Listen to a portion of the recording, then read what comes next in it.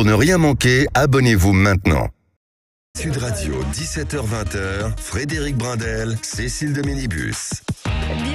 Bienvenue à tous. On est ravis de vous retrouver avec Frédéric Brindel. Tous les micros n'étaient pas encore ouverts, normal. Et ça y est, ils sont en train de s'ouvrir. Vous commencez de bon matin, vous n'avez absolument rien dit. Ça va se couvrir, mon petit chat. Allez, bienvenue dans Les Vraies Voix. On est ensemble jusqu'à 19h avec ce numéro de téléphone que vous connaissez maintenant, 0826 300 300. Utilisez sans modération. Et merci de nous écouter tous les jours. Vous êtes plus de 800 000 sur notre chaîne YouTube. Et pour ça, on vous remercie aussi. Allez, au sommaire de cette émission, on va revenir sur cette loi anti-squatter. Expulter Manu Militari les squatteurs, est-ce acceptable? C'est la question que l'on vous pose aujourd'hui. Le Parlement durcit les sanctions contre ces squatteurs. La proposition de loi du camp présidentiel prévoit de tripler les peines à l'égard des squatteurs et d'accélérer les procédures d'expulsion en cas de loyer impayé. La gauche et les associations qui luttent contre le mal logement dénoncent une offensive envers les plus fragiles. Frédéric.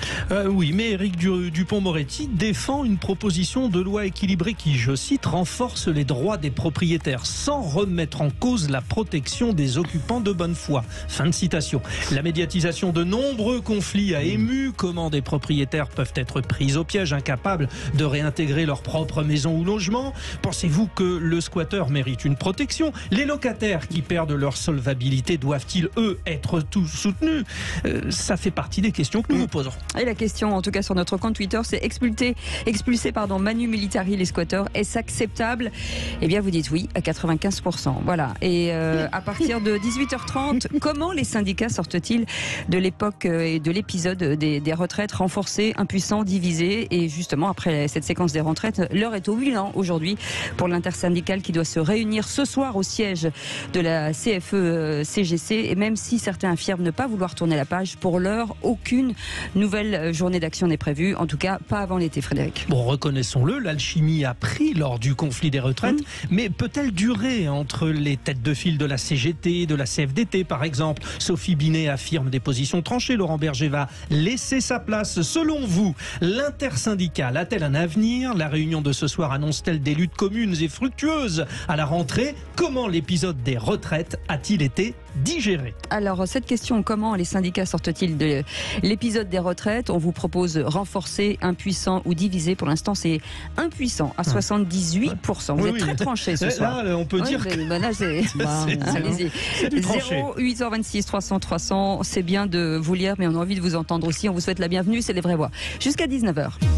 Les Vraies Voix Sud Radio. Avec notre Philippe Bilger, notre président de l'Institut de la Parole. Bonsoir Philippe Bilger. Bonsoir Cécile, bonsoir Frédéric. Je trouve cette musique de Georges Brassens, Les copains d'abord, et là, il y a quelque chose de magique, c'est-à-dire on s'installe avec les notes de guitare et la voix de Philippe arrive. Non mais n'importe quoi. C'est un moment d'une immense poésie. Avec Rémi André, on aurait pu mettre le rage de Georges Brassens. Voilà, aussi. Voilà. Mais qu'elle se rassure, la personne qui vient de rire, je lui ferai aussi son compliment. Non, mais c'est pas nécessaire, tu comprends ce que je veux dire, Frédéric? Je voudrais que vous compreniez, Philippe David et toi, que c'est pas nécessaire. La douce voix de Françoise de Gois qui est avec nous. Bonsoir Françoise. Salut les amis, les amours que j'aime. J'aime qu'on se chambre de bon matin. François Pupponi qui est avec nous, ancien député et maire PS de Sarcelles et auteur de La Gauche en perdition aux éditions du Cerf. Comment ça va ce livre, François? Ça va. Il est tombé au bon moment. Oui, on a bien d'un point de vue marketing, c'est ça. Les gens s'interrogent et donc. Pourquoi vous dites que La Gauche en perdition, c'est au bon moment? Non, je plaisante. Parce que les gens ne comprennent plus ce qui se passe. Enfin, les gens de gauche. Oui. Une partie des gens de gauche qui ont été des sociodémocrates ne comprennent plus ce qui se passe à gauche. On va peut-être pas faire toute l'émission là-dessus, parce qu'on peut y rester pendant 2 heures.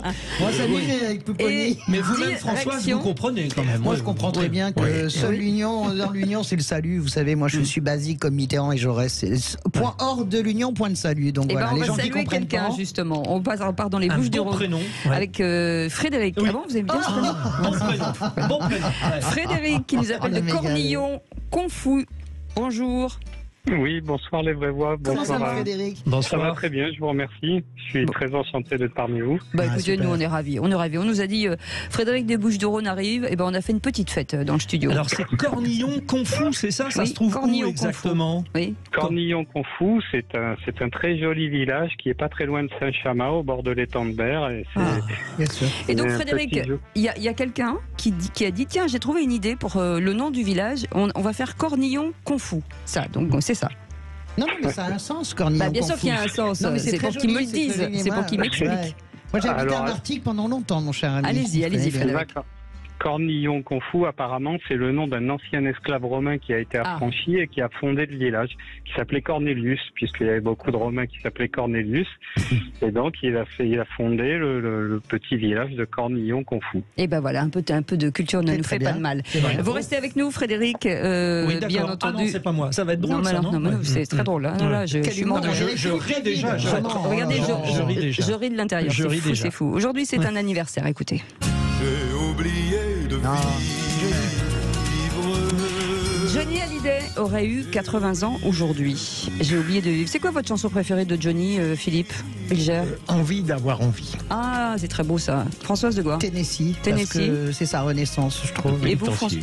Les portes du pénitencier. Ah oui, c'est une très belle Ah chanson. oui. Et vous? Moi, je dirais Elle m'oublie. Elle m'oublie. Ouais, Ouais, Elle très très beau. m'oublie. Et très vous, beau. Cécile? L'Amérique à moi. Ah ouais? Ouais, j'aime beaucoup cette chanson. Elle est L'Amérique. totalement méconnue, mais c'est pour ça que je l'aime. Oui, Allez, c'est tout de pour suite, ça, ouais. le réquisitoire du procureur. Les vraies voix Sud Radio, le réquisitoire du procureur, Philippe Bilger. Philippe, vous voulez requérir contre un président qui s'occupe de tout. Je vois pas à qui vous pensez. Alors, il est évident que le pouvoir présidentiel, si on n'y prend pas garde, peut conduire à se mêler de tout et de n'importe quoi. Et je pense que Emmanuel Macron, dans ce domaine, est très remarquable pour le pire. Je veux dire...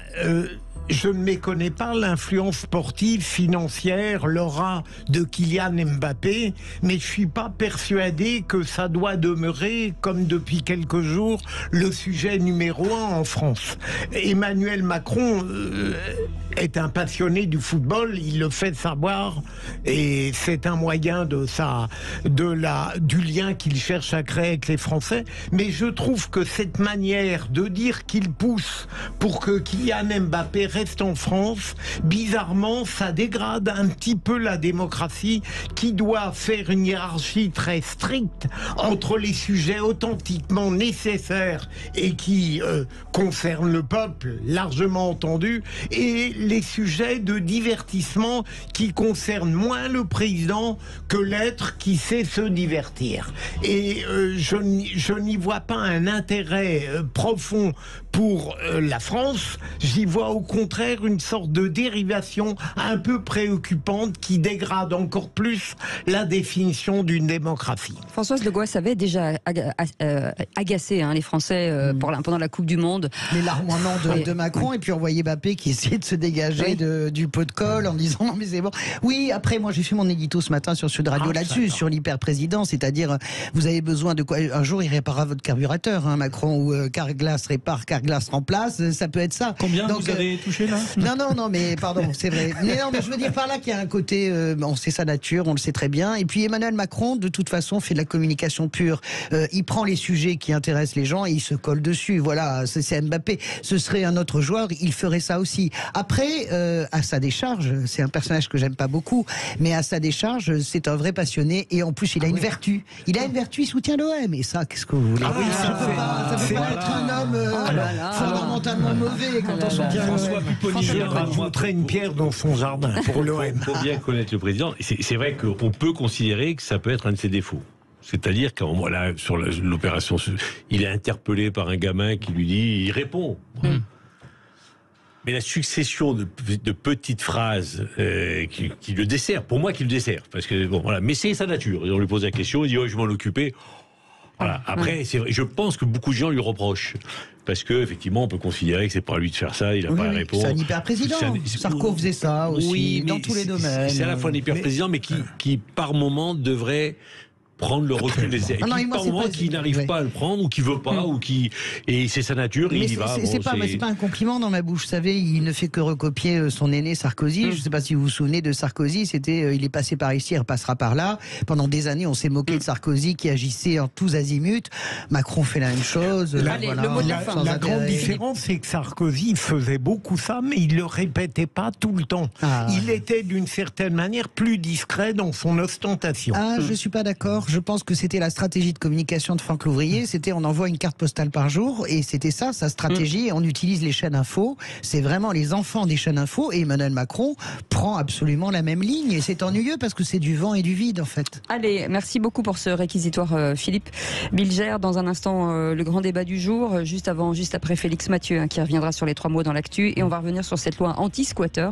Expulser manu militari les squatteurs, est-ce acceptable pour vous? Vous dites oui à 95%. Bon, vous nous appelez parce que... Oui, pour l'instant, c'est 95%. Vous entendre. Oui, on voudrait vous entendre. Ça peut peut-être changer. Oui, mais on ça peut aller à 97. Allez, à tout de suite.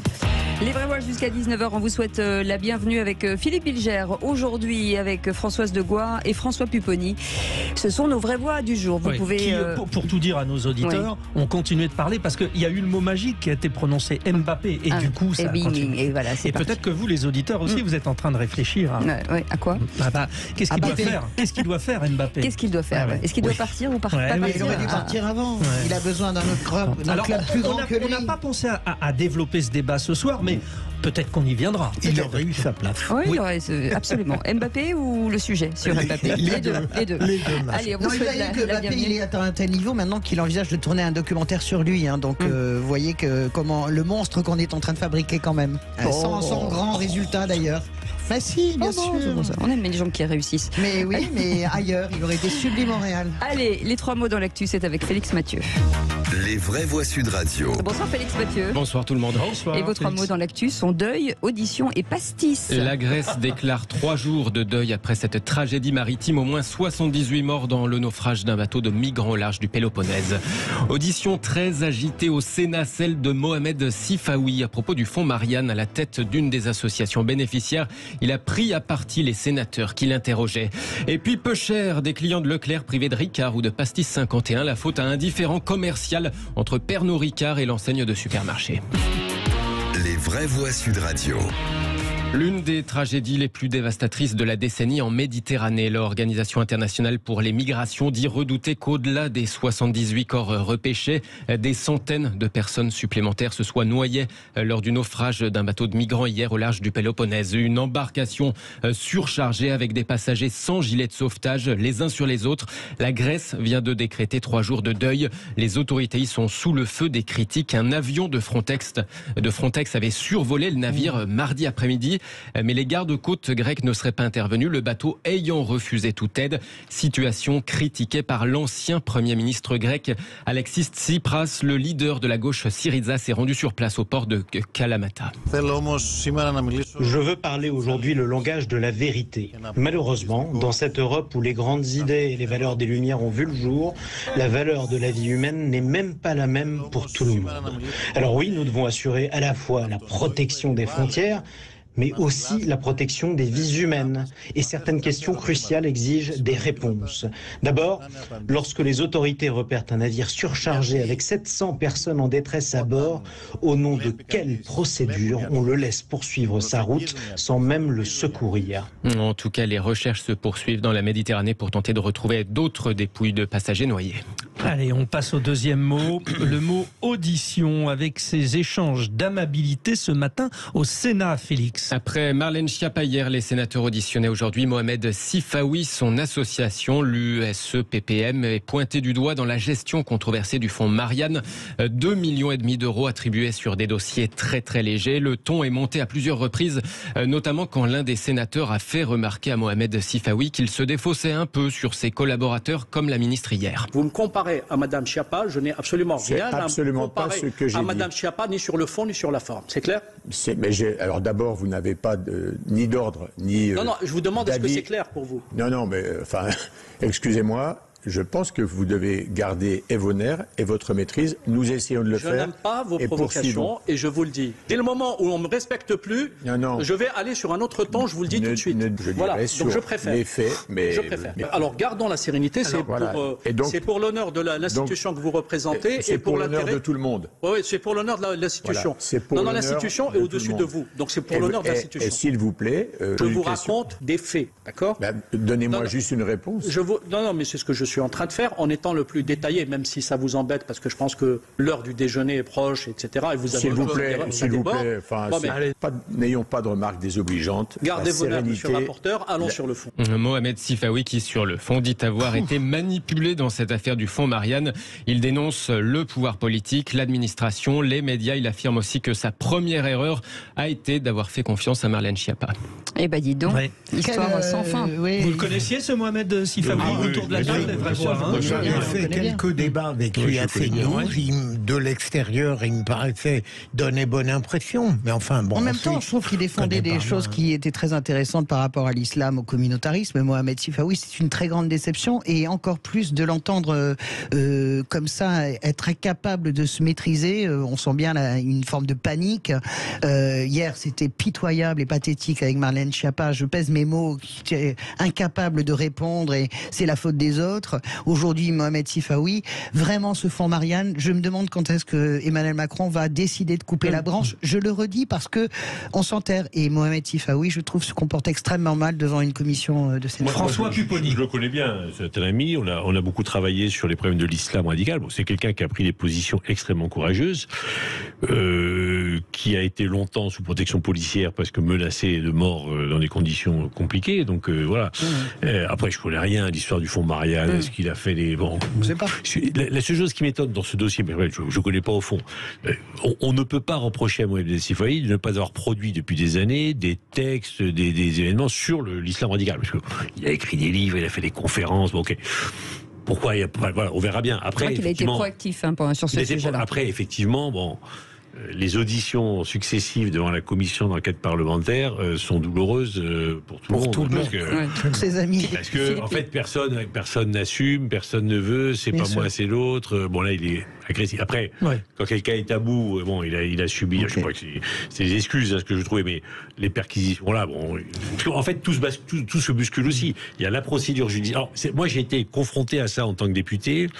Quand vous lancez une commission, on avait demandé la commission d'enquête parlementaire sur l'affaire Colonna, par exemple, et donc quand ce télescope, les procédures judiciaires, je pense au contrôle de Philippe, les procédures judiciaires et les procédures parlementaires, alors on n'a pas le droit de s'occuper des mêmes dossiers, mais en fait on s'occupe des mêmes dossiers. C'est compliqué. Donc là, il devait être auditionné, je crois, et avant-hier. Mais il était en perquisition. Et c'est le jour où il était en perquisition. Il y a quelque chose de toute façon qu'il faut arriver à dénouer, parce qu'on en a besoin aussi pour notre cohésion républicaine. Il faut dénouer cette idée que Samuel Paty, martyr de la République, ce nom a été utilisé vraiment pour lever des fonds qui ont servi pour la quasi-totalité à créer des contenus anti-adversaires politiques pendant la présidence. Mais ça, c'est sérieux. Après, François, tu peux...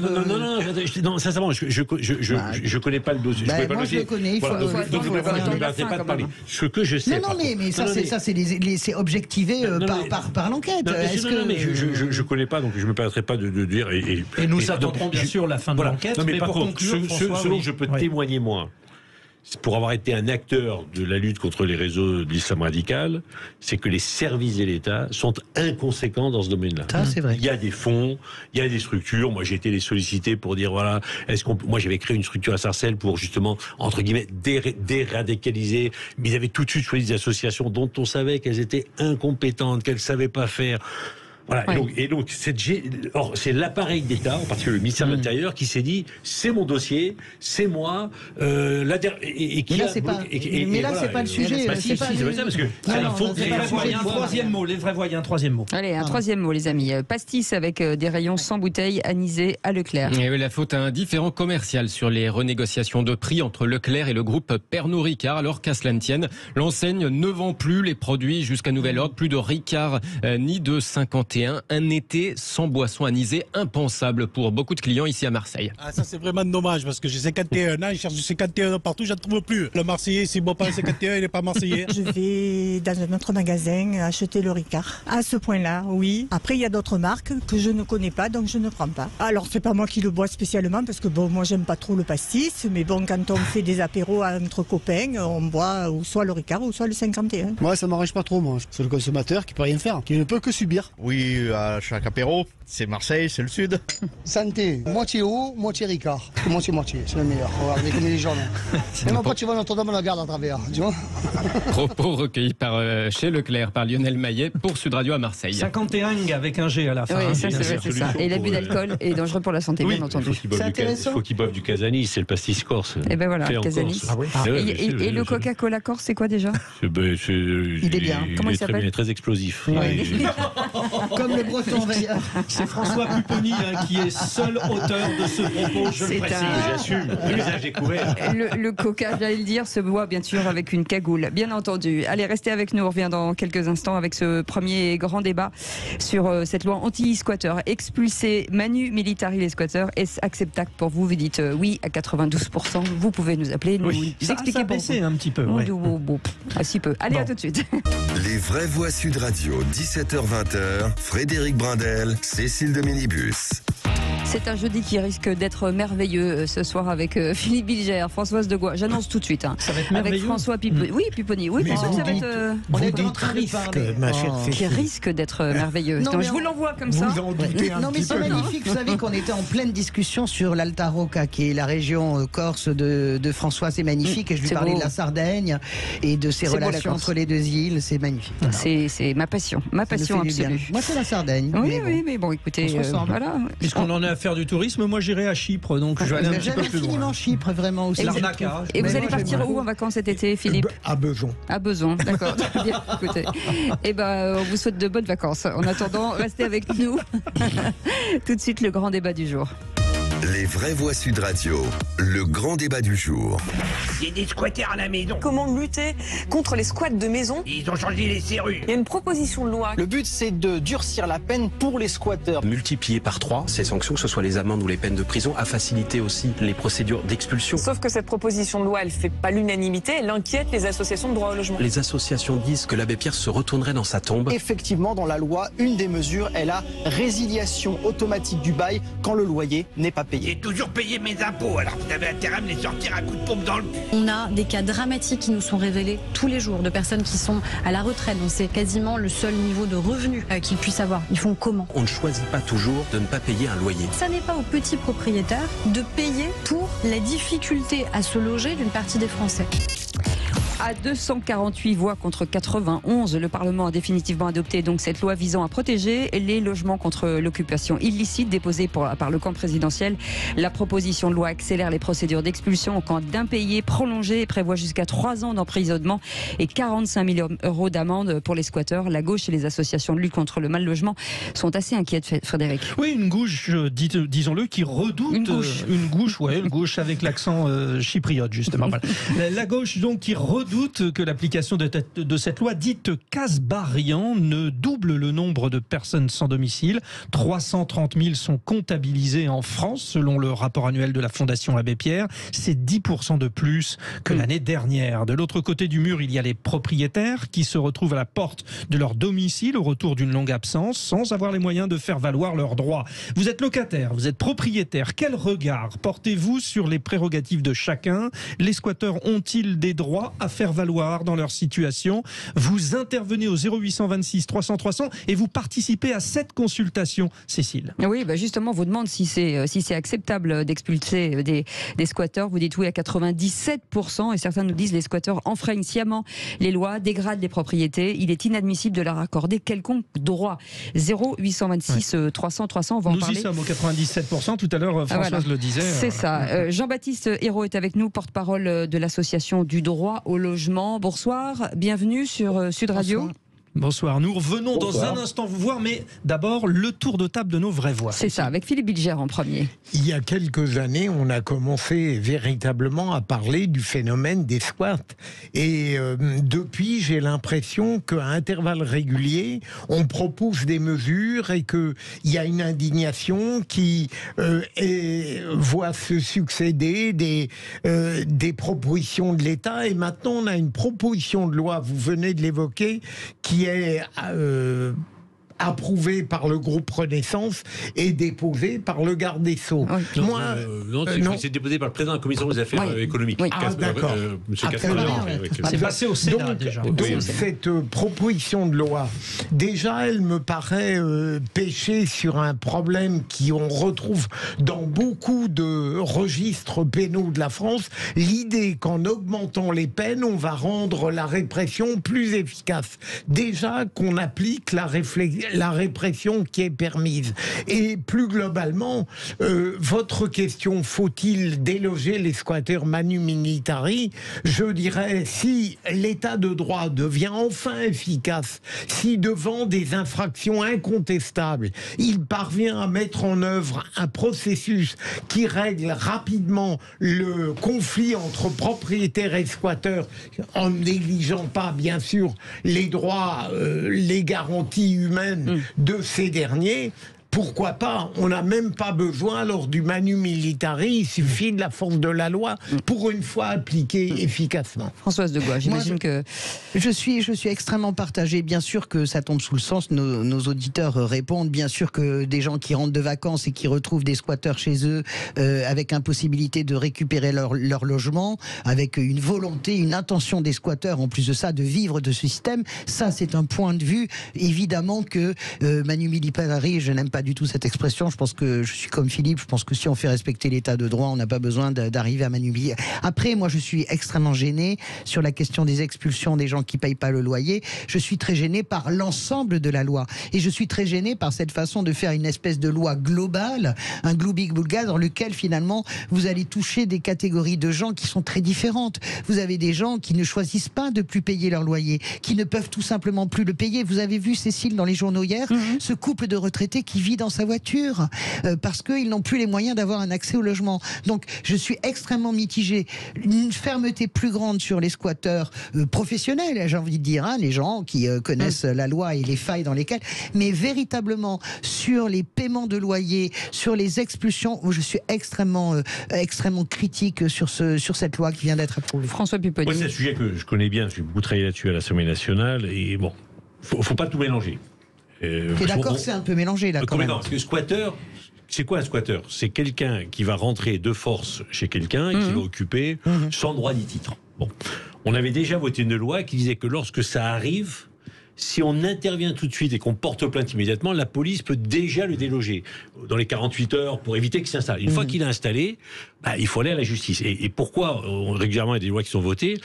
C'est qu'entre le moment où on porte plainte, que les juges, compte tenu de la difficulté, décident de dire qu'effectivement, il est sans droit ni titre, qu'il dit il faut l'expulser, il faut ensuite que le préfet recourt à la force publique. Et effectivement, quand on dit manu militari, une expulsion, la police arrive la veille, on dit écoutez, voilà, on vous prévient, demain, on va venir vous expulser. Soit vous partez gentiment aujourd'hui, soit demain, on vient avec l'huissier et on expulse.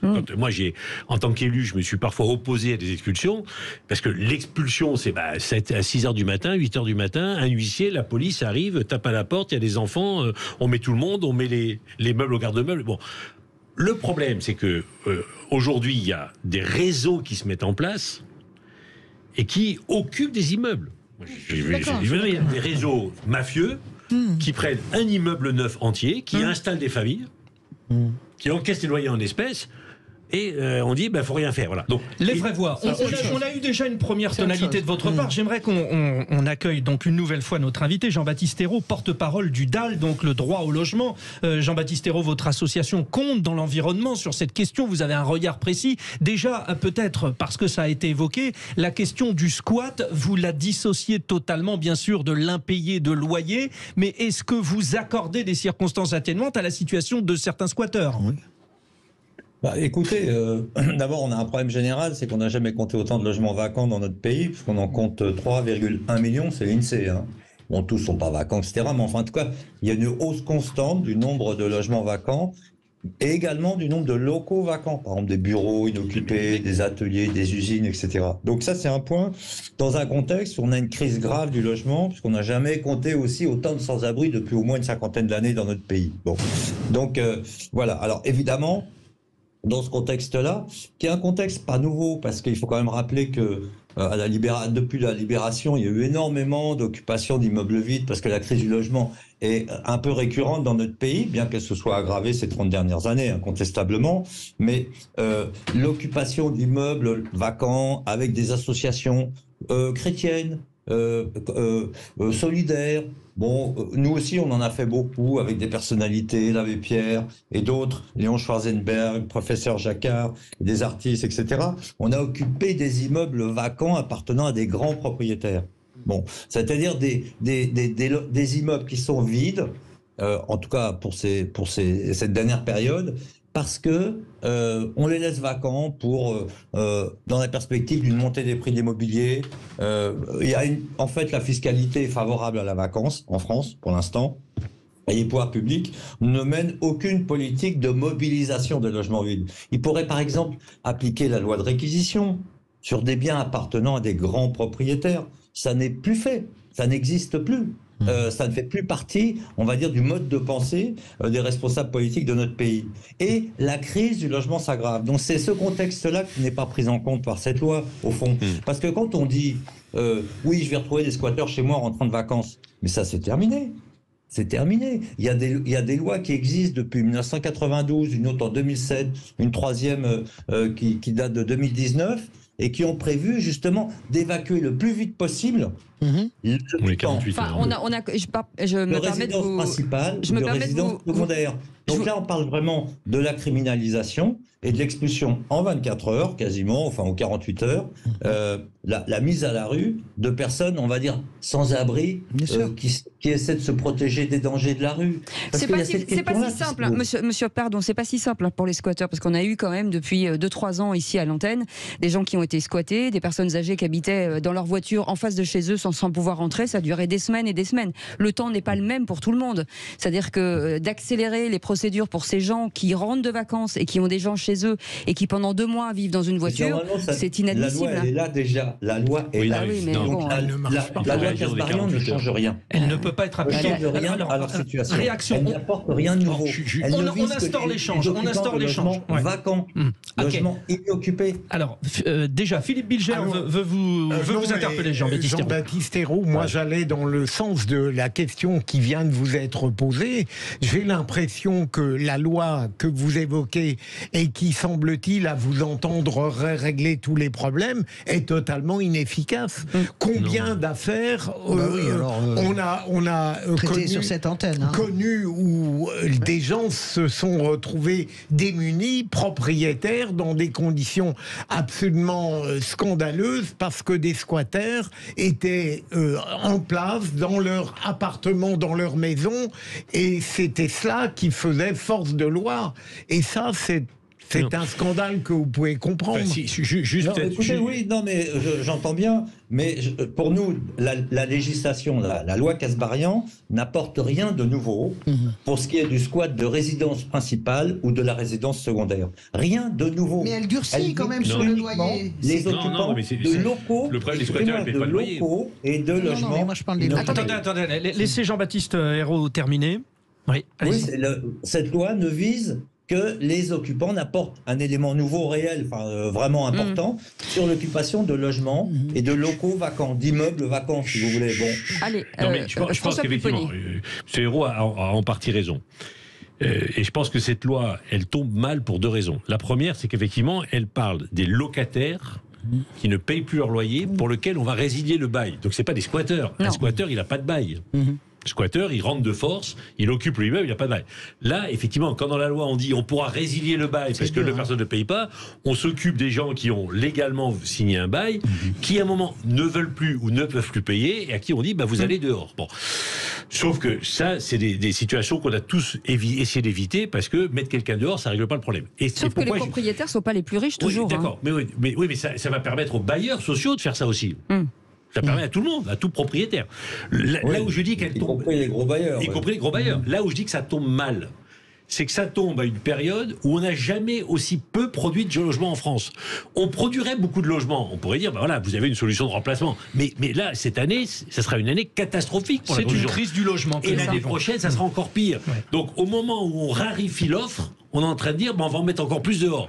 Donc, je pense qu'en termes de timing, c'est pas forcément la meilleure solution. Non, mais en termes même de construction de la loi, je le redis, tout mélanger, c'est-à-dire mélanger le squat avec ces faits divers dont parle Cécile et qui nous frappent, est totalement injuste, et la réalité de centaines de milliers de gens qui rentrent dans une précarité telle qu'ils ne peuvent plus payer le loyer, je pense que c'est pervers comme façon de fonctionner. Nicolas est avec nous, il nous appelle de Haute-Garonne au 0826 300 300. Bonsoir Nicolas. Bonsoir Nicolas.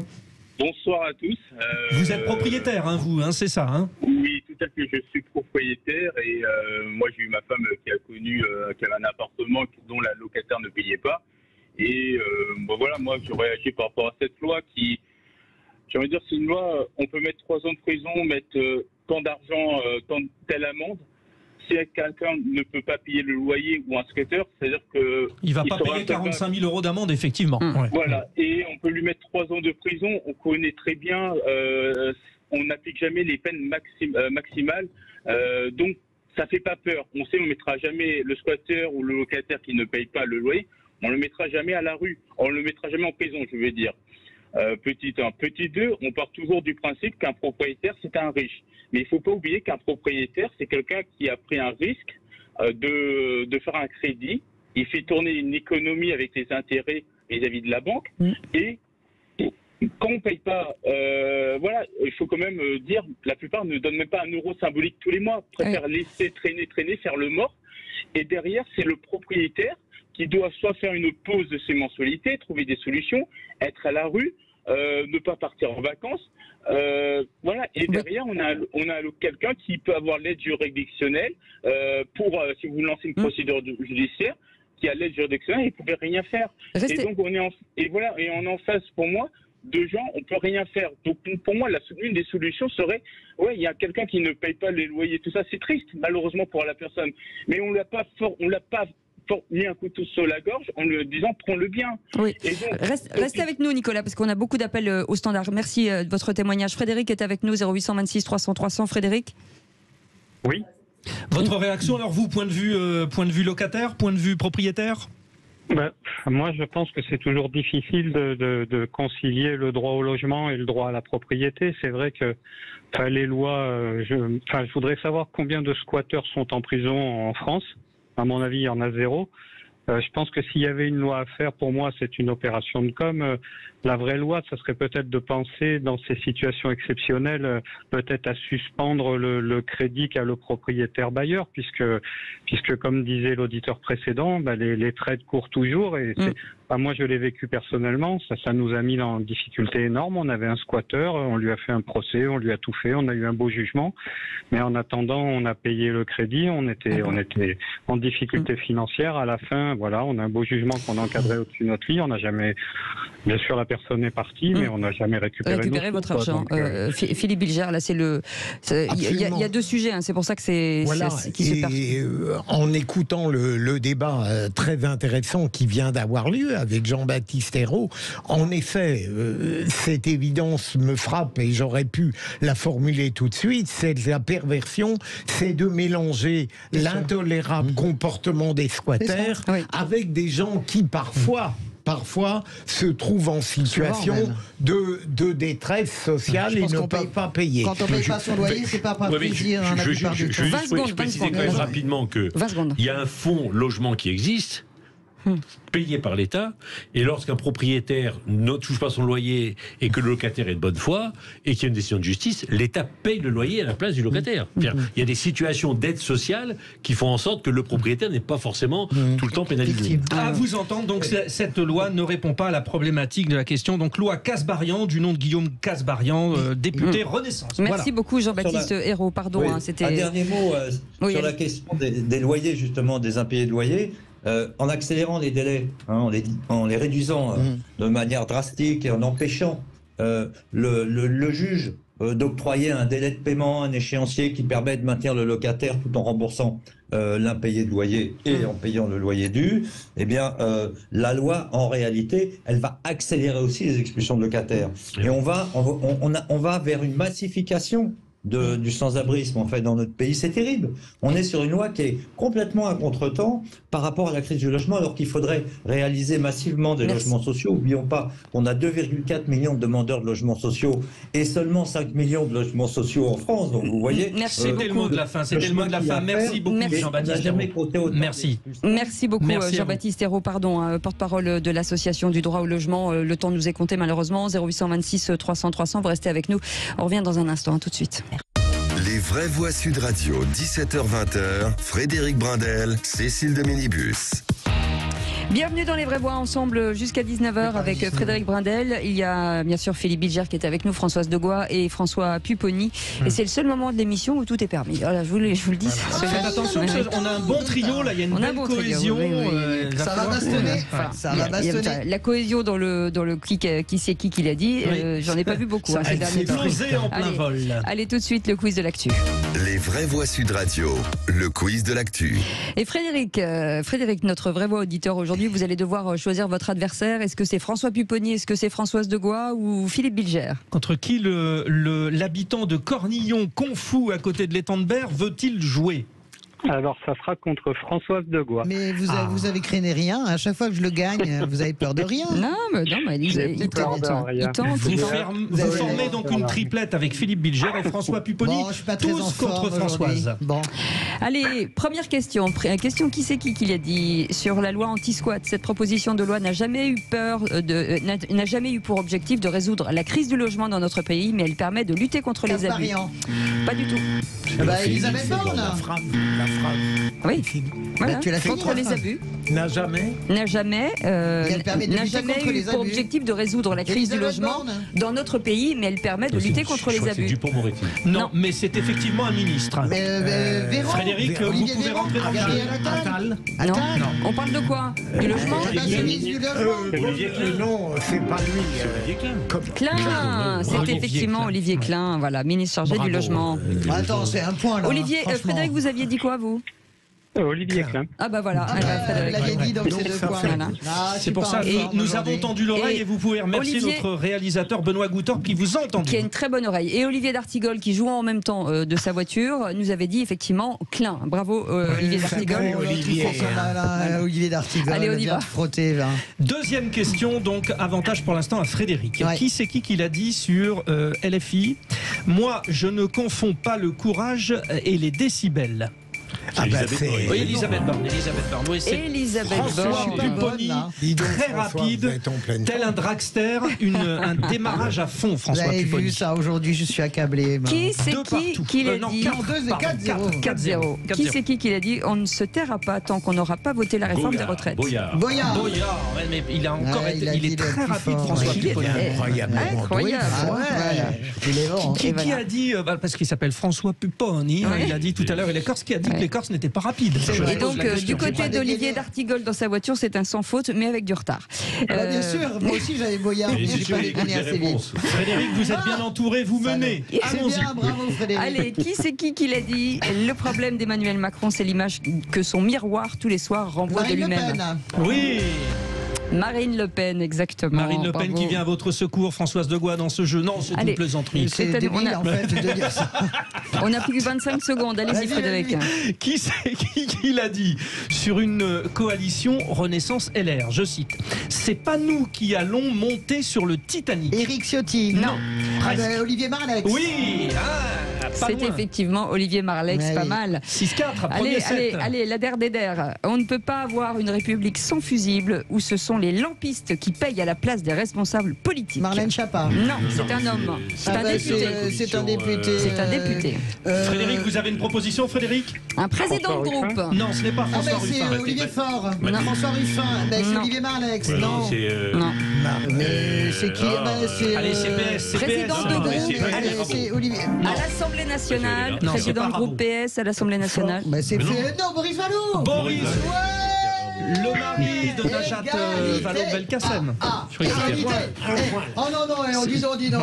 Ça fait 6-6. Donc c'est un tie-break. Mais chez nous, tout le monde a gagné. Voilà. Et voilà, encore une fois, je n'ai pas été battu. Allez Frédéric, merci en tout cas, bravo Frédéric, vous avez bien choisi en tout cas. Restez avec nous, on revient dans un instant avec le coup de cœur de notre ami Frédéric Brindel. À tout de suite. Les vraies voix Sud Radio, 17h-20h, Frédéric Brindel, Cécile de Minibus. Et au menu des vraies voix du jour, François Pupponi, Françoise Degois et Françoise Bilger. Voilà, comme ça on n'est que des François. Ça serait vrai. Une filleule qui s'appelle Françoise Bilger. Et ben voilà, s'appelait François, non? Oui, c'est ce que tu m'avais dit. Et voilà. François, c'est un sacré prénom, c'est un prénom de pape, de président. C'est sûr que c'est d'une originalité crasse. Ça s'appelait François en France. François, c'est vraiment là. On peut dire merci. Merci maman. Non, mais c'est un prénom qui dure. Voilà. Oui, c'est vrai. François, Françoise. Ça passe les époques. C'est vrai, voilà. ça passe les prénoms de roi. Et par exemple, on aurait dit Kevin Pupponi, c'est pas pareil. Tu vois, c'est pas pareil. Kylian Pupponi. Kylian, je sais pas pourquoi je dis Kylian au hasard. Moi j'aime mieux Jason Pupponi. Jason Pupponi. Et Cindy Degois, c'était pas mal. Jarod, j'adore Jarod. Ou Kevin Bilger, tiens, Kevin Bilger. Jarod Bilger, c'est classe. Jarod Bilger. Cindy Degois, ça j'avoue. Non mais Félix, c'est la classe. Félix, mais François vient de Françoise, de Francus, qui veut dire homme et femme libre. C'est beau, c'est très beau, c'est très beau. En tout cas, moi, il y en a un qui est totalement libre ici, même d'ailleurs, c'est Frédéric Brindel avec son coup de cœur. D'accord. Les vraies voix Sud Radio. Et ce coup de cœur, Frédéric, pour la French Technology qui s'est mise en avant à l'occasion de ce salon Vivatech. Oui, c'est devenu l'étendard de l'élévation sociale, la high-tech. Fini les mon fils est médecin, avocat. Non, chers parents modernes et fiers, maintenant le must, c'est mon fils, il a une start-up. Tu vois Serge, j'ai eu tout ce qu'un homme peut désirer. Une femme merveilleuse, j'ai bien réussi dans les affaires. Mais vous, les polytechniciens, vous savez vous adapter, non? Je suis de l'ancienne école, comme on dit. Aujourd'hui, si on veut survivre, il faut gérer l'entreprise autrement. Alors justement, pour valoriser encore plus la high-tech, les experts ont créé il y a 6 ans Vivatech qui se tient en ce moment. Cette année, pour le lancer, allez, clin d'œil à vous deux, le patron des patrons de la start-up, c'est qui ? C'est une vraie transformation de notre écosystème. Et puis vous l'avez très bien dit, que là, on a aussi des start-up qui sont devenus des groupes un peu plus grands, qui ont transformé notre quotidien et nous aident à traverser les crises, qu'il s'agisse des grandes crises sanitaires, qu'il s'agisse de la transition écologique ou du reste. Il était fier hier, notre Emmanuel Macron. Rendez-vous compte, la France dénombre... pour vous, le vôtre, n'importe quoi. Dénombre 27 licornes, comprenez des startups à plus d'1 milliard de dollars. La promotion 2023 de Vivatech s'appuie sur le talent de 125 entreprises.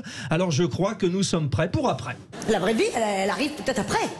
Et là, ça se trouve, on est dans une espèce de version bêta de la vie, tu vois, qui n'a pas été débuguée. On n'a pas été mise à jour, mais... comme un vieux logiciel, tu vois. Et puis après arrivera la vie 2.0. Et toute la presse locale, en tout cas cette semaine, y va de son éloge pour le génie de la transformation numérique ou de la transition écologique issue de son terroir. Sud-Ouest, par exemple, honore Elixir Aircraft, avionneur de La Rochelle qui propose des avions en composite, économes en carburant et qui planche, tenez-vous bien, sur un avion à l'hydrogène. Vivatech, ce sont les rêves les plus ambitieux. 19h10, canonisation de mon fils Samuel. Propulsion dans les airs de mon fils. Un système mis en place par nos amis experts des effets spéciaux ici présents, la société High Fly Bands. Ce que je voudrais, c'est que mon fils y vole. Je veux pas savoir comment, je veux pas savoir combien, je veux juste qu'il vole.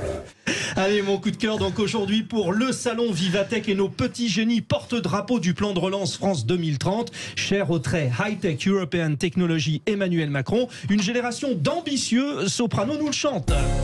Aucune de leurs dissuasions m'a mis le genou à terre. Aucun médecin au monde ne pouvait soigner ma fièvre. Tout est possible quand tu sais qui tu es. Tout est possible quand t'assumes qui tu es. Aujourd'hui regarde-moi contempler mes sacrifices au sommet de mon Everest. Merci beaucoup Frédéric Brindel pour ce top click très, comment dire, spatial. High-tech. Au secours, mon fils avocat se noie. Oui, c'est ça, ouais. Mon fils qui a une start-up. Au secours, mon fils ingénieur se noie. Allez, et la start-up Félix Mathieu est en route avec le top click. Les vraies voix Sud Radio, c'est le Top Clic. Et en Pologne, la mort d'une femme enceinte rouvre le débat sur l'IVG. Dorota, 33 ans, a succombé à une septicémie provoquée par la mort dans son ventre du bébé de 20 semaines. La loi sur l'interruption volontaire de grossesse est devenue très restrictive en Pologne et les médecins avaient refusé qu'elle avorte à l'hôpital. Elle avait perdu les os, mais le bébé n'était pas sorti. Durant 3 jours, malgré les chances très réduites de survie du bébé, les médecins ont donc refusé de déclencher l'IVG pour sauver la trentenaire. Les infirmières lui ont dit de coucher les jambes par-dessus la tête pour récupérer les os, raconte Le Mari, un journal polonais. Le temps de s'assurer que le bébé dans son ventre était bien mort, eh bien c'était trop tard. L'infection s'était généralisée dans le corps de la trentenaire qui n'a donc pas survécu. Selon Le Monde, ça serait la 6e femme à mourir depuis cette loi très restrictive sur l'IVG, une loi adoptée en 2020 malgré de grosses manifestations à l'époque.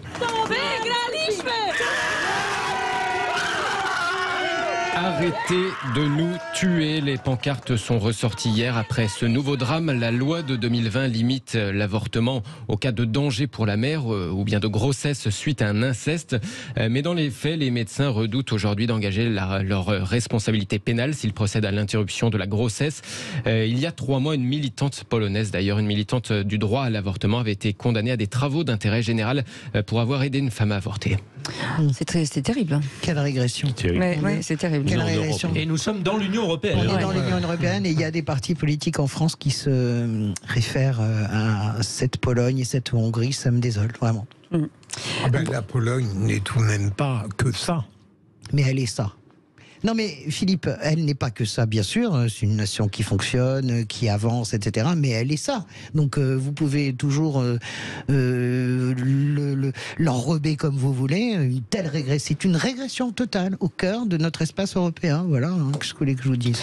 Écoutez, vous restez avec nous. Dans quelques instants, on ne va pas commencer un débat. De toute façon, on n'a pas le temps, même si ce serait bien nécessaire. On va revenir sur cette grande question. Comment les syndicats sortent-ils de cet épisode des retraites? Est-ce que vous pensez qu'ils sont renforcés, impuissants ou divisés? Pour l'instant, vous en majorité, vous dites qu'ils sont impuissants. Là, c'est pareil, on a envie de vous entendre. 0826 300 Réunion 300. de l'intersyndicale ce soir, c'est plus arrivé depuis le 6 juin. Donc vous appelez 0826 300 300, vous participez au débat. Voilà, c'est ça, s'il vous plaît. Merci beaucoup. Merci, au revoir. Vous en serez gré. Merci beaucoup. Au revoir monsieur et bonne journée. C'était un plaisir. 17h-20h, Frédéric Brindel, Cécile de Minibus. Les vrais voix jusqu'à 19h ce soir, bien entendu, comme chaque jour avec Philippe Bilger. Attention Cécile, qui vous nous êtes accompagne. filmé aussi. Nous avons 800 000 abonnés désormais sur la chaîne YouTube. Même plus. Allez, on leur fait un petit coucou façon Miss France. Ouais. Bonjour, Coucou, bonsoir. Merci beaucoup. Philippe Bilger, Françoise Degois, François Pupponi. Et vous au 0826 300 300. Et tout de suite le tour de table de l'actu des vraies voix. Mais maniez-vous le tronc, on va bientôt se mettre à table. Ça sent l'artiste à cette table, ça sent l'artiste. Je suis épuisé, moi. C'est horriblement fatigant d'être intelligent. Le tour de table. De l'actualité. Et Philippe, vous vouliez revenir sur ce tueur de DRH. Ah oui. Si on avait répondu au courrier et aux alertes du tueur. Alors, bien sûr, le procès va durer 3 semaines. Il y a un petit progrès puisqu'il n'a pas ouvert la bouche durant l'enquête et l'instruction et il a commencé à parler lors du premier jour. Alors, on lui reproche, il a lu un petit papier, son propos est stéréotypé, il considère que tout le monde est responsable. Mais ce qui m'a frappé et qui rejoint une de mes obsessions durant, 50 ans, et je n'avais aucun succès. Il a dit, j'ai écrit à une multitude d'administrations, et j'ai écrit à plusieurs parquets, j'ai écrit au médiateur, j'ai écrit au Conseil supérieur de la magistrature, et il n'a jamais reçu la moindre des réponses. Et ça m'exaspère parce que, en général, ce sont les services publics, les administrations qui sont les plus étoffées en secrétariat qui sont pas fichus de répondre. C'est d'ailleurs une tradition qui se perd même dans la vie personnelle. Oui. Lorsque vous obtenez une réponse de quelqu'un par écrit, c'est un miracle. Eh bien là, je pense que s'il avait eu des réponses même passe-partout, partout, quoi. J'ai bien reçu votre lettre. Ça n'aurait pas empêché les terribles assassinats, mais il y aurait eu quelque chose qui lui aurait pu lui donner un semblant de normalité, et peut-être, qui sait, à force de recevoir ces courriers et qu'il ait des réponses, on ne sait jamais. Ouais. Rien à dire. Non, c'est un vrai sujet. Hein. Moi, le nombre de services publics maintenant qui ferment les portes physiquement. C'est-à-dire qu'il faut les contacter par mail, avec les boîtes vocales. Là. C'est un vrai sujet. Donc les gens déshumanisation. Oui, mais le problème, moi, quand j'étais maire, le seul endroit où ils pouvaient venir encore hurler, c'était la mairie. Mais parfois, lorsqu'ils viennent hurler, c'est encore le dernier espoir. C'est-à-dire qu'ils ont encore l'espoir qu'on va réagir. Bon. Ouais, c'est vrai. Mais quand il n'y a plus personne, ils peuvent passer à l'acte.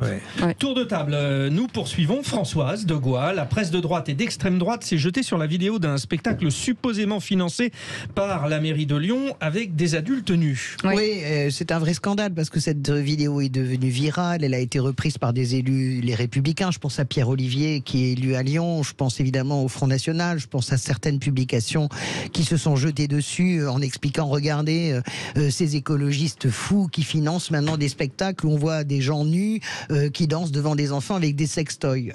Évidemment, heureusement qu'une radio a fait le travail de débunkage et s'est rendu compte, bien sûr, que cette vidéo déjà avait 2 ans, qu'il ne s'agissait absolument pas d'un spectacle public, mais d'une performance d'une jeune compagnie lyonnaise qui voulait mettre en scène la terre et la sexualité. Évidemment. Mais il y a quand même des enfants, François. Non.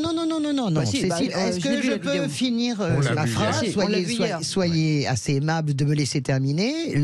Les enfants qui sont là, c'est parce que cette représentation-là n'était pas une représentation publique. Elle était destinée à quelques artistes metteurs en scène qui sont venus avec leurs enfants. Ça n'a strictement rien à voir avec... Il y avait des enfants. Non, ils sont venus avec là. Et en aucun cas, les enfants n'ont vu. Mais vous êtes vraiment têtus. Là, mais j'ai regardé la vidéo aussi. C'est pas... Je vous explique. Je vous explique le point de vue, ça a duré, c'était il y a 2 ans, c'était une représentation qui n'était pas publique, qui était réservée par cette compagnie qui n'a jamais été financée par la mairie de Lyon, il faut quand même le dire. La seule subvention qu'elle a demandée, elle la touchera peut-être en juin, et les mêmes élus qui dénoncent ça, 2500 € siégeaient à la commission des affaires culturelles, et je le redis, c'était une façon de montrer à un public spécifique d'une dizaine de personnes un travail spécifique, et il y a 2 personnes qui avaient amené leurs enfants et elles ont écarté les enfants. Ça n'était pas absolument ce qui est décrit, ça n'était pas ce qui est vendu par les titres de Valeurs Actuelles, d'Atlantico ou des Républicains. Enfin, il faut quand même être absolument honnête. Quand vous regardez la réaction de Pierre Olivier, vous avez honte. Regardez à quoi sert l'argent public de la mairie de Lyon. C'est faux. Voilà. Et cette association, 2 enfants qui ont assisté au spectacle, c'est 2 de trop. Mais non, mais moi je suis d'accord avec vous. Mais ça n'est pas. C'est qu'il y ait 2 enfants, c'est la responsabilité des parents qui ont amené et qui après ont poussé. Il y avait quelqu'un qui était là, qui ont poussé les enfants en disant non, il faut pas regarder ça. Mais ça n'est en aucun cas. Sur la responsabilité, d'accord avec vous, effectivement. C'est en aucun cas la responsabilité de la compagnie. C'est en aucun cas, encore moins la responsabilité. On peut faire des reproches aux écologistes et moi je m'en prive pas. Mais là, faut pas exagérer non plus, quoi. Hein? Soyons assez aimables. C'est vrai que ça va loin du tout. Loin. Ça va trop loin. C'est toute cette espèce de réflexe pavlovien. J'ai vu ça hier. Mais je l'ai vu aussi. J'ai vu ça hier. Mais malgré les précautions et ce que vous apportez comme précision, François, je trouve tout de même que c'est... Écoutez, moi, je vais vous dire un truc. Philippe, je vais vous dire un truc. Moi, je ne suis pas d'accord avec tout ce qui est en train de se développer, et notamment Pierre Olivier des Républicains. J'entends votre réflexion en disant c'est invraisemblable. Vous savez, le Front National, quand il est arrivé à Toulon, il a fait fermer Château-Vallon, qui était le plus grand centre de danse contemporaine en Europe et probablement un des plus grands au monde, parce qu'il parlait des gesticulations. Qu'est-ce qu'on finance dans le domaine de l'art?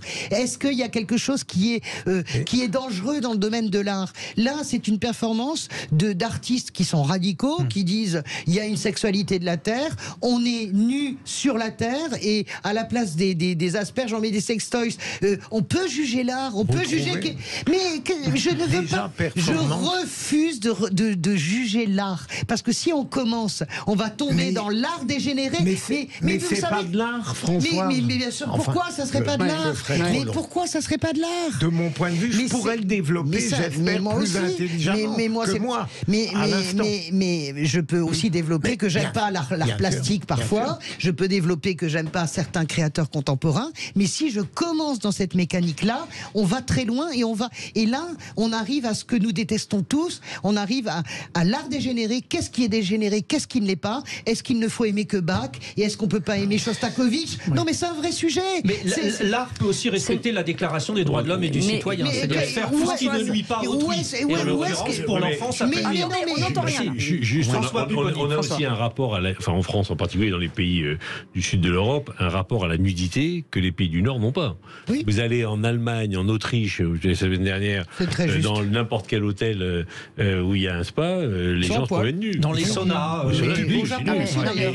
François, la vidéo, vous l'avez vue, c'est-à-dire qu'il déambule et il simule un acte sexuel et il y a... je suis désolée de le dire. Écoute, Cécile, vous pouvez répéter inlassablement qu'il y a des enfants. Je répète le contexte. Vous n'avez pas la vérité absolue. On a le droit de ne pas être d'accord. Je dis juste que moi, je trouve ça, franchement, voilà, je vous dis. Non, mais qui est une partie maintenant de la population qui sont capables de faire ça. C'est même pas une question de subvention, c'est que ça me choque.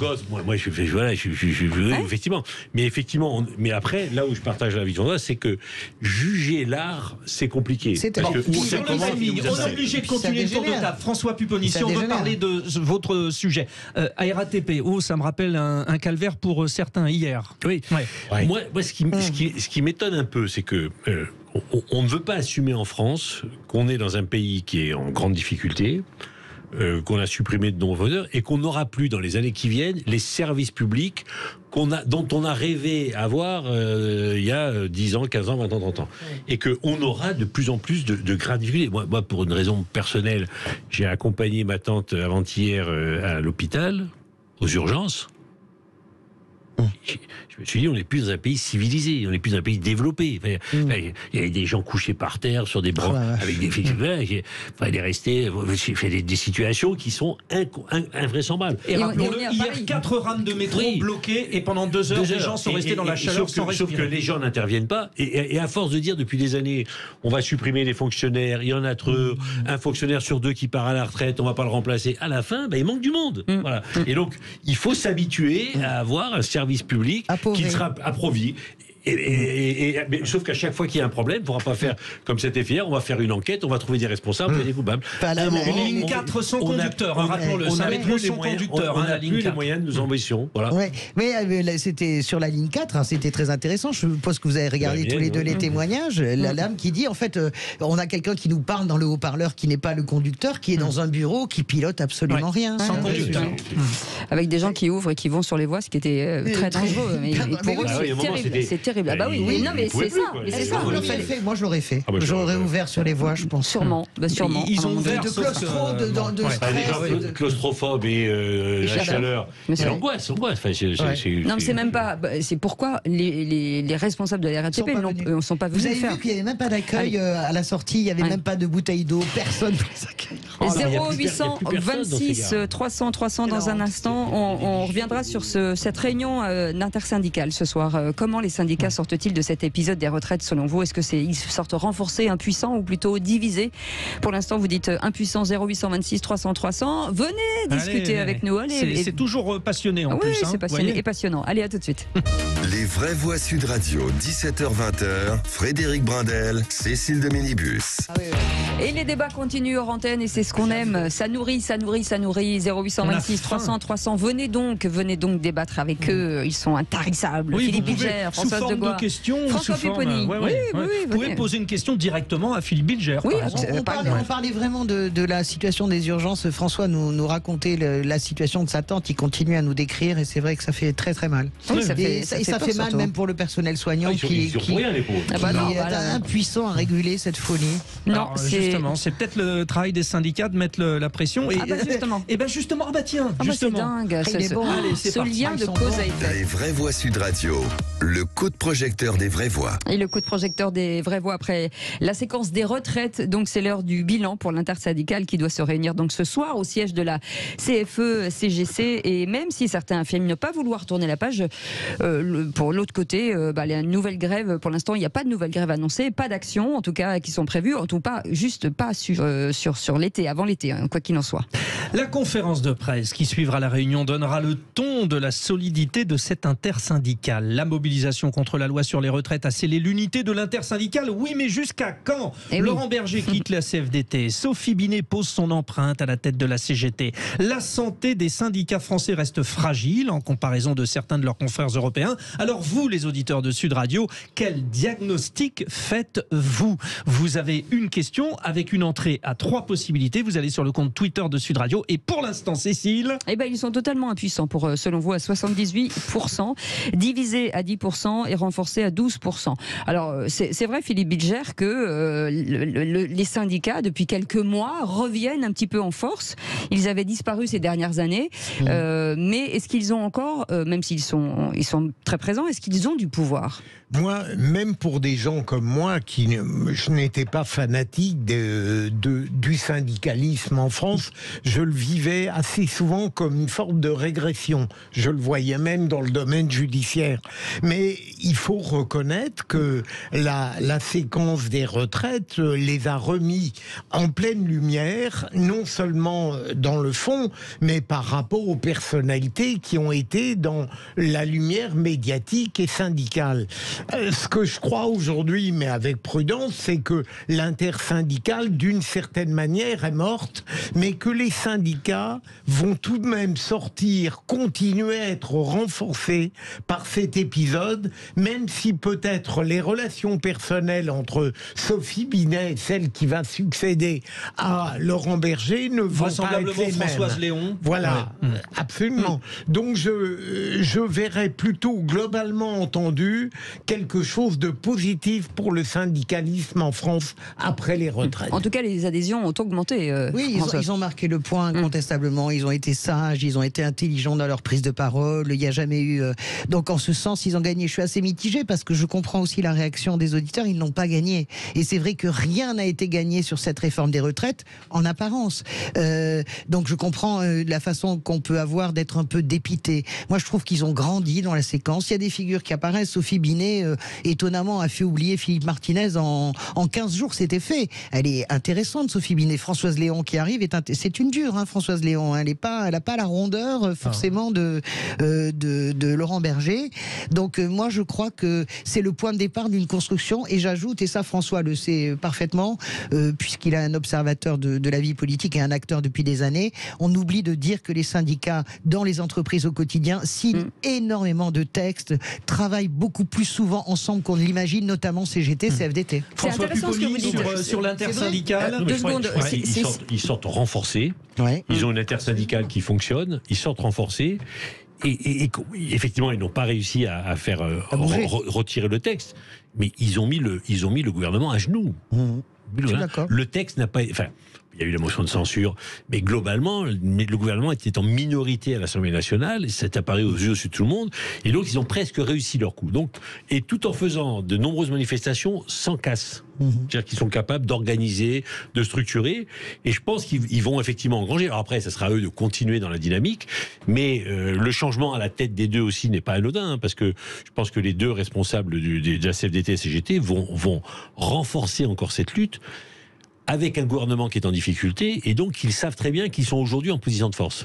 Et je voulais rebondir sur ce que vous aviez dit. Si vous pensez, comme Françoise, que effectivement Sophie Binet a remplacé Philippe Martinez très vite, 0826 300 300. Dites-nous si effectivement sa personnalité efface une autre, Philippe Bilger. Moi, je ne suis pas aussi épris de Sophie Binet que Françoise, parce que je la sens évidemment. elle a été élue en même temps parce qu'on l'a voulu encadrer, n'est-ce pas? On a voulu vérifier si elle était capable de faire dans une sorte de rigueur, de vigueur extrémiste. Moi, j'attends plutôt avec impatience celle qui va succéder à Laurent Berger, voir si probablement elle va demeurer dans le même chemin, sur le même sillon. J'attends avec impatience cette succession. J'ai une question à vous écouter, et c'est ce qui peut-être ressort de cette période. Il n'y a pas de syndicat fort sans incarnation à sa tête forte. J'ai l'impression, par exemple, que FO, avec Frédéric Souillot, qui est une personne adorable, voilà, il y a quelque chose, il y a quelque chose de FO qui a été très en retrait, et Frédéric Souillot est quelqu'un de vraiment très intelligent. Mais quand vous avez Berger et Binet, en plus de ça, ça a vraiment fonctionné. Le duo vraiment leader a complètement fonctionné. Berger-Binet, ça a très bien marché. Ça n'a pas été Martinez-Berger, on sentait qu'il y avait toujours... Mais même Martinez-Berger a très bien fonctionné au début. Donc, bien sûr, il y a les grandes incarnations syndicales. Mais c'est vrai pour la politique aussi. Oui, avec Krasuki, voilà. Il y a de très grands noms syndicalistes. Edmond Maire, Krasuki, c'est voilà, Edmond Maire, et puis comment il s'appelait, celui de 95. Celui de 95. Bon, bref, le leader de la CFDT de 95. Chérec. Chérec, il y a François Chérec. Donc, il y a Nicole Notat aussi. Hein, bien sûr, bien sûr. Moi, Mais pour ce qu'il y a d'intéressant, il y a Laurent Berger a donné un entretien très passionnant sur Mediapart, et où il dit: j'ai été très surpris en bien par le comportement de Philippe Martinez, avec lequel je me suis immédiatement très bien entendu, alors que je n'en attendais pas tant de lui. Ça s'est très bien passé au début, ça fonctionne dès le début très bien. Il faut que les syndicats réfléchissent aussi à des adhésions. Je vois, on connaît très bien ces modèles, le modèle suédois, le modèle norvégien, le modèle d'Europe du Nord. Il faut réfléchir aussi à des cotisations beaucoup moins chères, beaucoup moins élevées. À une époque, je me souviens très bien, on avait fait ça avec Ségolène. Et tu t'en souviens, François, pour le Parti Socialiste, on avait fait les adhésions à 20 € par exemple. Pour le PM, pour les partis politiques, je pense que le syndicalisme de masse passe aussi par des grandes campagnes d'adhésion avec moins d'argent. Le problème que les syndicats ont aujourd'hui, ils vont avoir maintenant, ils ont une incarnation au niveau national, mais c'est très très faible au niveau local et au niveau de l'entreprise. Et donc, ils ont du mal à former les militants d'aujourd'hui, les acteurs. Et donc, il y a aujourd'hui des gens qui font du syndicalisme local qui ne sont pas au même niveau. Et donc, dans les boîtes, ça... Ils signent beaucoup d'accords d'entreprise. Oui, c'est beaucoup, mais c'est-à-dire que ça n'incite pas les autres salariés ou dans les collectivités locales, les autres employés à venir rejoindre le syndicat, parce que l'incarnation locale n'est pas au même niveau. Sauf s'il y a lutte, c'est ça le problème. Alors qu'en fait, on ne devrait pas avoir besoin des syndicats qu'au moment de la lutte. C'est-à-dire qu'on se retrouve, on va chercher le leader de la CGT ou de la CFDT quand l'usine est menacée, quand le patron a déménagé avec tous les outils dans la nuit, comme c'est arrivé tant et tant de fois. Donc là, d'un seul coup, on se tourne vers les syndicats, comme quand on est sur une falaise pris par l'orage, d'un seul coup, on se souvient qu'on croit en Dieu, vous voyez. Il faudrait vraiment, effectivement, au quotidien, arriver à ce que les syndicats vivent et soient présents sans qu'on ait vraiment besoin d'eux, hors des situations d'urgence. Quand il y a un décès dans la famille, on retourne à l'église. Voilà, c'est ça. Sur les fins de mandat de Philippe Martinez et de Laurent Berger, est-ce que s'ils n'avaient pas été en fin de mandat, ils seraient allés aussi fort, aussi loin? Oui, parce que je pense qu'ils ont compris tous les deux que c'était la survie de leur syndicat qui se jouait là. D'où d'ailleurs la capacité qu'ils ont eue de se réunir. C'est pas évident, hein. Parce que l'intérêt supérieur de leur syndicat passait par là. Et les gens n'auraient pas compris que dans un moment de crise comme celui-là, et de revendications aussi importantes, qu'on continue la guéguerre entre les égaux. Alors donc, effectivement, la fin de mandat les a aidés, parce qu'il fallait qu'ils sortent par la grande porte. C'est ça. Mais ils savaient aussi que c'était le moment, ça passait ou ça cassait. Hein. D'ailleurs, le gouvernement a joué là-dessus, en disant, on peut à la fois faire la réforme des retraites et casser le front syndical complètement, ils ont fait passer la réforme des retraites, mais ils ont restructuré le syndicalisme, ce qui leur pose des difficultés pour les 3-4 ans qui viennent. Et on demande juste aux auditeurs de Sud Radio d'intervenir au 0826 300 300. Vous avez raison, François, c'est à la fois un magnifique chant du cygne pour les deux, mais la cause en valait la peine. Mais ceci dit, je voudrais mettre peut-être un petit bémol, je plus sois à tout ce que dit François, mais quand même Laurent Berger, il ne faut jamais oublier qu'il est 100% cohérent depuis le début sur la question de la réforme des retraites. C'est pas parce que son mandat est là ou qu'il n'est pas là qu'il est Bien enfin sûr. au début. Laurent Berger, il a toujours dit, il a été absolument régulier dans son discours, c'est non sur le relèvement de l'âge légal. Ça a toujours été non. Il n'a jamais pris le gouvernement en traite. Donc, à partir du moment où finalement ce chiffon rouge est agité et ce Rubicon est franchi par le gouvernement, moi je trouve que Laurent Berger a été Laurent Berger avec ou pas son départ à la fin. Il a été cohérent du début jusqu'à la fin. Moi je trouve vraiment, il m'a étonné avec vraiment un grand plaisir, Laurent Berger. Frédéric est au 0826 300 300 dans les Bouches-du-Rhône. Frédéric, syndiqué, pas syndiqué, envie de l'être, pas? Alors j'ai été pendant longtemps représentant syndical, donc je connais bien le milieu, mais j'ai envie de dire, il était temps qu'ils se réveillent les syndicats, parce qu'au moment des gilets jaunes, ils n'étaient pas là. Au moment des soignants suspendus, ils n'étaient pas là, alors que c'était quand même une régression sans précédent voilà. Là, ok, ils se sont réveillés pour les retraites, mais ils ont quand même appelé à voter pour M. Macron, donc il était temps qu'ils se réveillent, mieux vaut tard que jamais, mais Quand on rebondit sur ce que dit François Pupponi sur les représentants en local, est-ce que vous sentez que il y a parlons vrai, un peu de mollesse quand même? C'est compliqué depuis des années. En fait, les syndicats ne luttent plus pour avoir des acquis nouveaux. En fait, ils limitent la casse, ils freinent. Mais depuis des années, les acquis régressent. Donc, c'est pas vendeur, quoi. C'est compliqué de dire on fait pas rêver les gens. On dit juste on va essayer de limiter la casse, on va faire en sorte de perdre le moins possible. Il n'y a plus de droits nouveaux, il n'y a plus tout ça. Donc. Bon, est-ce que vous partagez l'avis de Frédéric, vous aussi au 0826 300 300? Est-ce que vous avez envie de vous syndiquer? Je donne juste un chiffre et vous réagissez les vraies voix. Le taux de syndicalisation est entre 7 et 11% selon les modes de calcul. C'est l'un des plus faibles en Europe. Ouais. Philippe Bilger. Mais je pense que c'est parce que ce taux est très faible que très souvent le syndicalisme français, de mon point de vue, est dans une forme d'extrémisme. On a l'impression que le syndicalisme français, même si l'État lui donnait un avantage, éprouverait le besoin de dire qu'il a été arraché. C'est ce qui m'agace dans le syndicalisme français. Je ne suis pas d'accord, je pense que c'est une vision absolument caricaturale. Je pense que depuis des années, je mets la parenthèse Hollande qui était très friand de ces discussions avec les syndicats, mais depuis des années, il y a aussi un gouvernement qui a oublié que la démocratie française est une démocratie sociale. C'est Bergeron qui disait, je crois, il faut donner du grain à moudre. C'est vrai que quand vous décevez, que vous ne donnez rien aux syndicats et qu'on atteint le paroxysme avec Emmanuel Macron qui considère, comme Nicolas Sarkozy d'ailleurs, que les corps intermédiaires sont absolument inutiles. Quand vous avez cette façon de penser au sommet de l'État par rapport au syndicalisme, il est évident que le syndicalisme se rebiffe et c'est tout à fait normal. Et moi je rejoins ce que dit Frédéric, c'est tout à fait exact, c'est la bonne analyse. Pourquoi les syndicats ne font pas rêver? Parce qu'ils sont dans une logique de limiter la régression année après année des acquis sociaux. Donc voilà, à la décharge des syndicats, je sais la caricature qu'on en fait, ils sont hargneux, agressifs, etc. Mais ça n'est pas vrai. Quand vous vous heurtez au mur Macron, imaginez quand même que Emmanuel Macron n'a pas bougé d'un iota. Il n'a rien fait. Il n'a pas bougé. Nicolas Sarkozy n'avait pas bougé. Vous comprenez? Ça laisse beaucoup de traces, y compris dans l'opinion, une sorte de fatalité qui s'installe, et y compris dans le syndicalisme et les gens qui pourraient éventuellement adhérer. D'autres réactions. François, vous intervenez aussi dans un instant, mais Paul de Bayonne nous appelle. Bonsoir Paul. Non, il arrive. C'est-à-dire, est-ce que vous il arrive, il est là. On le voit. Je vous vois. On voit un jambon qui arrive déjà, voilà. Alors François. Oui. Après, c'est très français. Hein. Ouais. Les Français, on en parlait tout à l'heure, ils ont envie d'avoir un service public exemplaire sans payer, ils veulent pas payer d'impôts, ok. Les syndicats, ils se disent, mais quel intérêt d'adhérer? Parce que de toute façon, les syndicats, ils vont nous défendre quand même.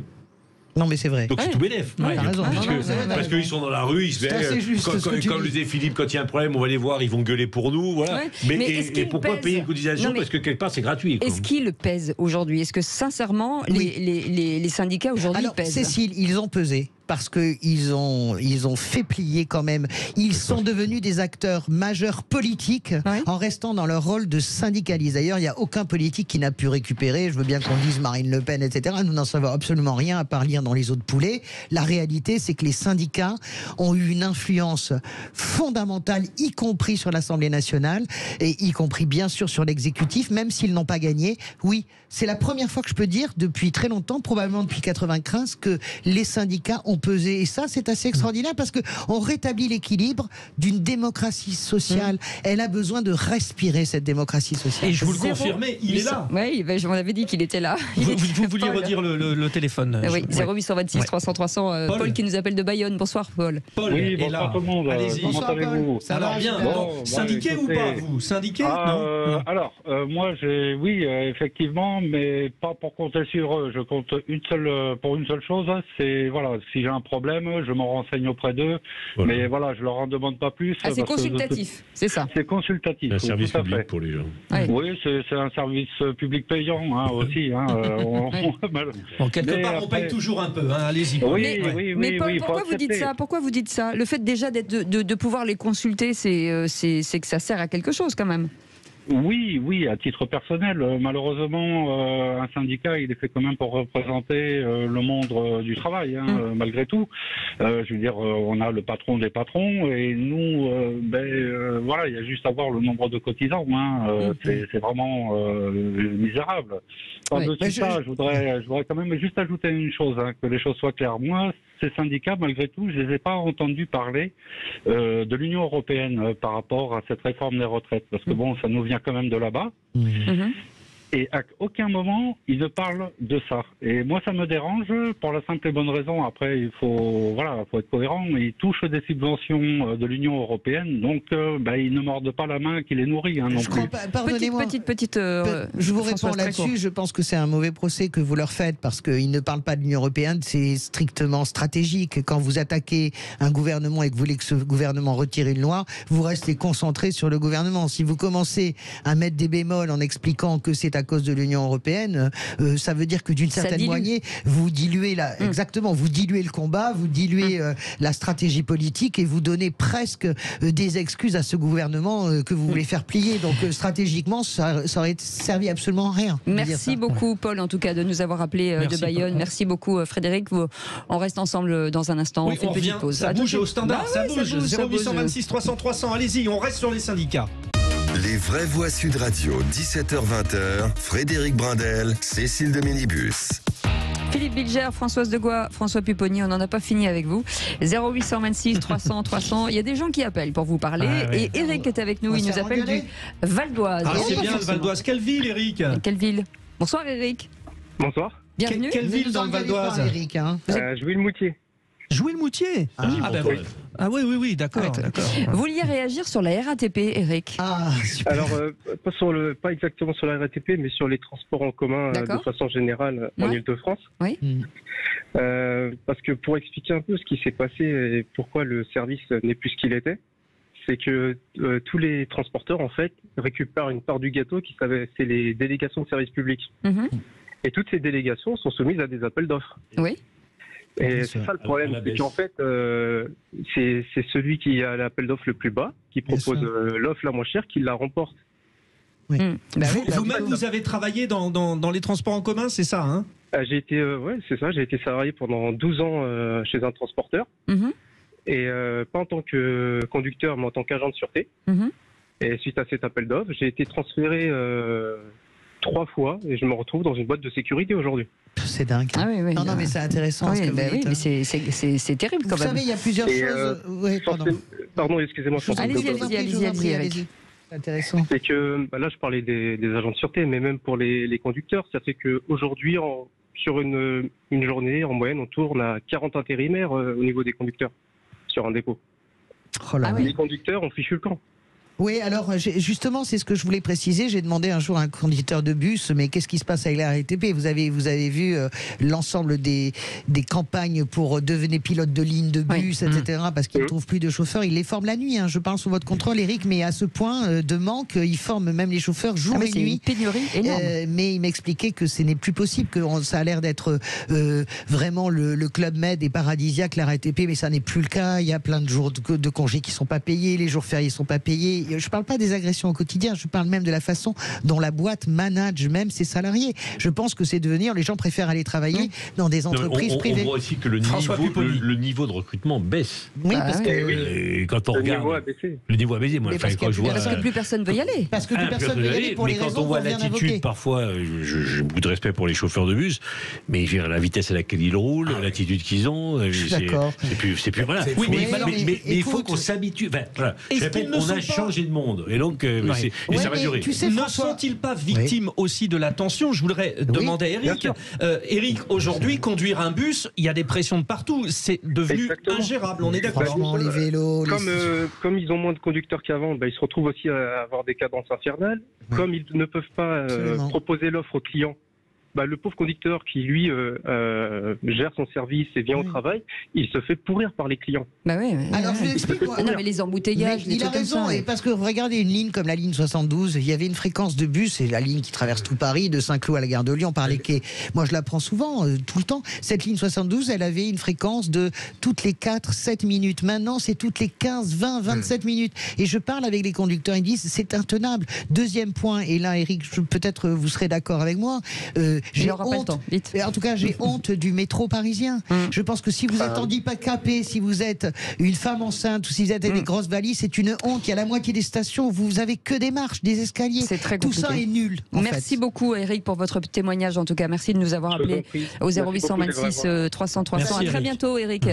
Merci, Philippe Bilger. Juste une parenthèse, on parlait de Paris, de la région parisienne, mais c'est la galère à Marseille, c'est la galère à Lyon aussi. Partout. Merci Françoise Degois. Merci beaucoup François Pupponi. Vous restez avec nous. Et justement, on parlait transport. Dans un instant, c'est les vraies voix qui font rouler la France. Et on parlera de cette maison des marques de JLR, le nouveau Jaguar Land Rover. Et puis on reviendra sur les ZFE, parce que ça bouge aussi sur les ZFE. Et on prend le volant, il y aura les voitures de collection aussi. Oui, c'est ça. C'est bien ça. Les zones à faible émission dans un instant. À tout de suite.